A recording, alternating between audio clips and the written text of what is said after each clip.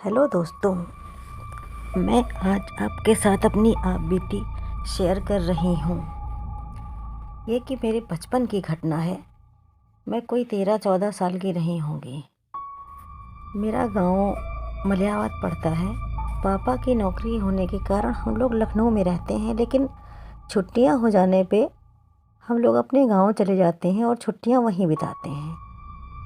हमें शुरू से ही अपने गांव से बहुत लगाव रहा है। जैसे ही स्कूल में छुट्टियां होती थी, पापा से कहते थे कि हम लोगों को गांव छोड़ आइए, और पापा हमें गांव छोड़ आते थे। हम लोग गांव में खूब एंजॉय करते थे। मुझे शुरू से ही गांव के बाग बगीचे, खेत खलिहान सब बहुत पसंद है। मुझे हरियाली से बहुत लगाव है। जैसे ही छुट्टियां शुरू होती थी, गांव पहुंच के खूब मस्ती करना, खूब धमाल मचाना, ये सब करते थे। तो एक बार की बात है कि ऐसे ही छुट्टियां हुई, सर्दियों की छुट्टियां हुई थी। मैंने कहा, पापा हमें गांव छोड़ आइए, छुट्टियां हैं, मैं गांव में रह लूँगी। दूसरे दिन पापा ने मुझे तैयार किया और मुझे गांव ले आए।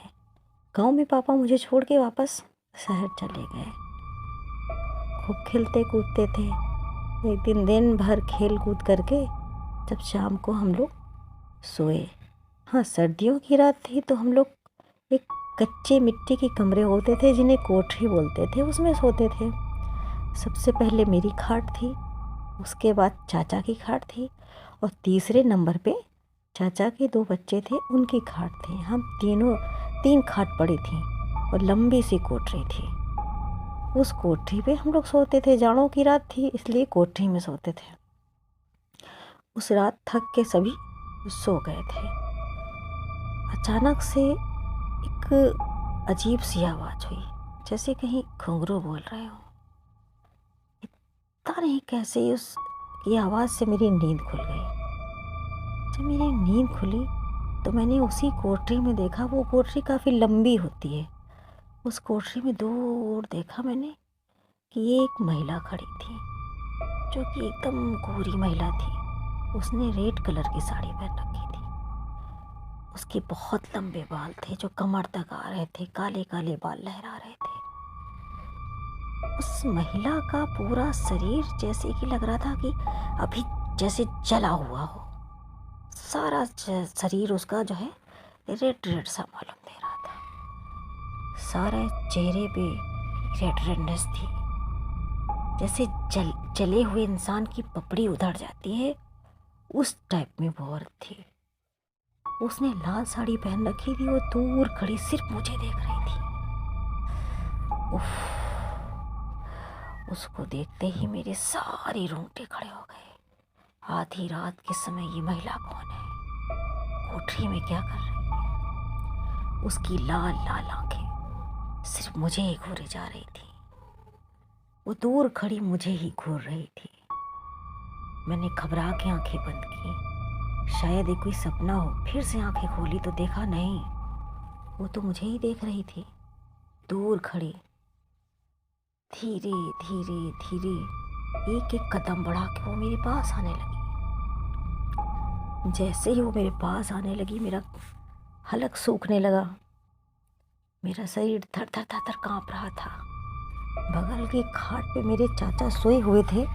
मैं उन्हें हाथ बढ़ा के जगा देना चाहती थी, लेकिन मेरा हाथ उठ ही नहीं रहा था, कि जैसे किसी ने मुझे सुन्न कर दिया हो। मैं चाचा को जगाना चाहती थी, चाचा चाचा उठो, देखो क्या हो रहा है, लेकिन गले से मेरी आवाज़ ही नहीं निकल रही थी। मैं बहुत घबरा गई थी। सर्दी की रात में मुझे पसीना पसीना हो गया। वो महिला थोड़ी और पास आ गई। अब मुझे और घबराहट हो गई। मैं जब चिल्लाना चाहती थी तो आवाज़ ही नहीं निकल रही थी। घबराहट के मारे मेरा बुरा हाल था। वो महिला सिर्फ मुझे देखी जा रही थी। वो इतना चल के पास आ गई थी कि चाचा के दोनों बच्चे की खाट के पास खड़ी हो गई थी। जोर जोर से मनी मन चीख रही थी कि चाचा उठो बचा लो, चाचा उठो बचा लो, लेकिन मेरी आवाज़ निकल नहीं पा रही थी। अचानक से मुझे याद आया कि मैंने लोगों से सुना था, पापा मम्मी भी कहते थे कि हनुमान जी की जो पूजा करते हैं उन्हें भूत प्रेत नहीं सताते हैं। यदि कहीं डर लगे तो बजरंग बली का नाम ले लो, बस फिर क्या था, मैंने आंखें भींची और बजरंगबली से प्रार्थना करने लगी, हे बजरंगबली मुझे बचा लो। मैंने कौन सा अपराध किया है कि ये चुड़ैल मुझे परेशान करने आ गई? ये कौन है? हे प्रभु मुझे बचा लो, हे बजरंगबली मेरी रक्षा करो। ऐसा मैं मने मन सोचते हुए मैंने अपनी आंखें जोर से भींच ली और मैंने कहा, मैंने उस महिला को मन ही मन में बोला कि मैंने क्या अपराध किया है जो तुम मुझे आई सज़ा देने आई, मुझे डरा रही हो, चली जाओ यहाँ से। हे बजरंगबली मेरी रक्षा करो। ऐसा कहते कहते कहते कहते कम से कम 5 मिनट मैंने भगवान का नाम लिया। उसके बाद जब मैंने अपनी आंखें खोल के देखा तो मेरे आसपास कोई नहीं था, बिल्कुल सन्नाटा, और फिर से वैसे जैसे अंधेरा हो गया था। उफ, फिलहाल तो मैंने चैन की सांस ली और मैं चादर अच्छे से ओढ़ के सो गई। चारों तरफ से दबा के मैंने लिहाफ की, कोई घुस न सके। इतना जोर से मैंने दबाया और मैं चुपचाप आंखें बंद करके सो गई।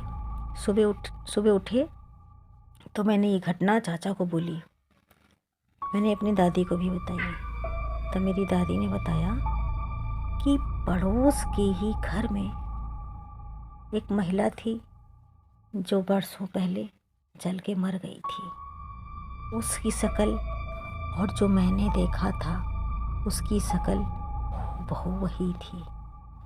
उफ, जब मेरी दादी ने ये बताया तो मैं और भी घबरा गई। उस दिन के बाद दोस्तों मैं कभी भी उस कोठरी में नहीं सोई हूँ और ये घटना मेरे जीवन की सबसे भयावह घटना है। लोग कहते हैं कि भूत प्रेत नहीं होते हैं, पर मैंने तो स्वयं अपनी आँखों से देखा है। उसके बाद फिर कभी मुझे वो औरत नहीं दिखाई दी और ना ही मैं उस कभी कोठरी में सोई हूँ। धन्यवाद, नमस्कार।